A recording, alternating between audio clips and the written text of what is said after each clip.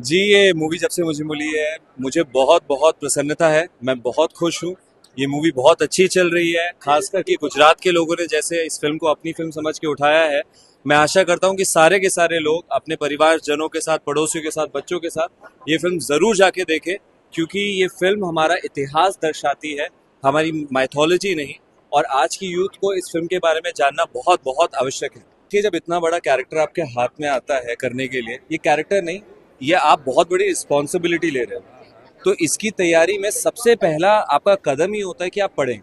In fact मैंने पुराने किसी भी कृष्णा को एक्टिंग करते नहीं देखा, क्योंकि मैं सिर्फ पढ़ के ये सीखना चाहता था। इसके वजह से मैंने श्रीमद् भगवत गीता, श्रीमद् भगवत पुराण और भी बहुत सारे टेक्स्ट और बहुत सारे वीडियोस पढ़े हैं और देखे हैं, और इस प्रोसेस में काफ़ी लंबा टाइम लगा। राजकोट में actually it's like home for me, because my sister, मेरी सिस्टर की शादी यहाँ पे हो रखी है। मेरी सिस्टर यहाँ रहती है, मेरे सिस्टर के इन लॉज यहाँ पे है, तो यहाँ आना जाना रहता है।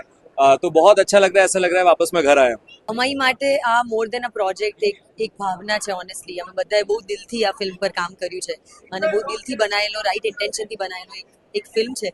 ફિલ્મ કરતાં બી એક એક્સપિરિયન્સ છે. તમને કૃષ્ણ ભગવાનથી બહુ ક્લોઝ ફીલ થશે. બધાએ બહુ મહેનત કરી છે, એટલે આઈ હોપ તમારા લોકો સુધી પહોંચે. ઓફકોર્સ અમારા ડિરેક્ટર સાથે અમે ખાસી બધી સ્ક્રિપ્ટ પર કામ કર્યું, ડાયલેક્ટ પર કામ કર્યું, કઈ રીતે અમારી બોડી લેંગ્વેજ હશે એની પર કામ કર્યું. બટ ઓલ્સો સત્યભામાની લાઈફ શરૂ ને એન્ડ કૃષ્ણ ભગવાનથી થતી હતી, એટલે મારી માટે આ સંસ્કૃતિ કૃષ્ણમય થવું જરૂરી હતું અને કઈ રીતે હું કૃષ્ણ ભગવાનની વધારે પાસ જઈ શકું એ જરૂરી હતું, એટલે એની પર કામ કર્યું મેં વધારે. તમે સાચું કીધું, સામાજિક બેકગ્રાઉન્ડ છે મારા ઘરમાં. મારા નાની તો ડેફિનેટલી રાજનીતિમાં છે, પણ ઓલ્સો મારા ફાધર, મારા ગ્રેન્ડફાધર એમને સેવાના ફિલ્ડમાં વર્ષોથી છે. મારી મધરે બહુ સોશિયલ વર્કનું કામ કર્યું છે.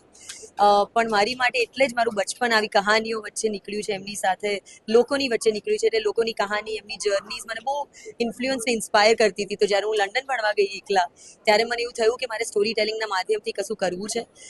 એટલે હું બિઝનેસ તો કરતી જ હતી, ફેશનમાં કામ કરતી હતી, પણ મને એવું હતું કે કંઈક શું કરી શકું જેનાથી હું લોકોને સ્ટોરી ટેલિંગના માધ્યમથી જોડાઈ શકું. એટલે એક્ટિંગની એક પ્રયાસ કર્યો અને જ્યારે પહેલી વાર પરફોર્મન્સ આપ્યું ત્યારે એવું લાગ્યું કે હું કદાચ કોઈને કંઈક ફીલ કરાવી શકી, અને એ મારી માટે બહુ બ્યુટીફુલ એક્સપિરિયન્સ હતો. એટલે એ કામ પર આગળ વધ્યું. સજન રાજગુરુ, મને થોડું ગુજરાતી આવડે છે.